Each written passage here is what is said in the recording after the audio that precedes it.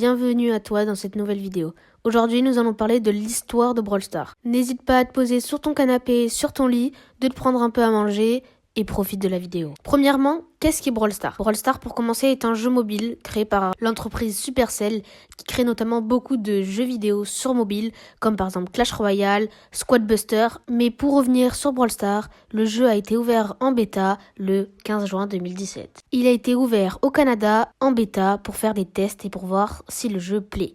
Puis, il est enfin sorti en version officielle le 15 décembre 2018 sur iOS et Android.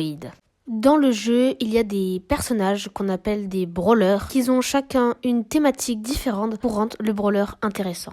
Ils ont chacun des attaques différentes ou alors très semblables. Mais Brawl Stars est un jeu aussi très compétitif. Il y a quand même des équipes e-sport qui jouent la Coupe du Monde ou des énormes tournois avec des gains colossaux. Les joueurs ont même eu l'occasion de parier pour la World Cup pour gagner des récompenses sur Brawl Stars. Approximativement tous les 2 mois, 2 brawlers sont rajoutés dans le jeu. Pour l'instant, il y a 86 brawlers. Les ajouts de brawlers les plus récents sont Juju et Shade. Et un brawler qui a été rajouté temporairement, c'est Buzz l'éclair qui partira le 2 février. Comme vous l'aurez compris, Brawl Stars est un jeu de stratégie et de tir. Brawl Stars organise de plus en plus d'énormes événements comme l'événement Bob l'éponge ou l'événement Noël.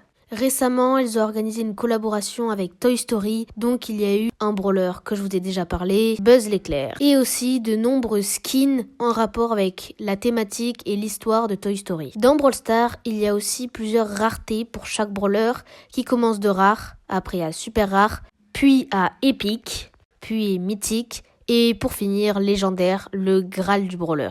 C'est exactement la même chose pour les skins, ils ont chacun leur rareté. Bien sûr, la rareté font que le prix est beaucoup plus cher pour un skin légendaire qui est vachement plus beau, sûrement qu'un skin rare qui vaut beaucoup moins.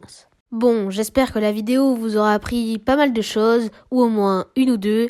En tout cas, ça a été un plaisir de la faire, donc moi je vous dis à plus.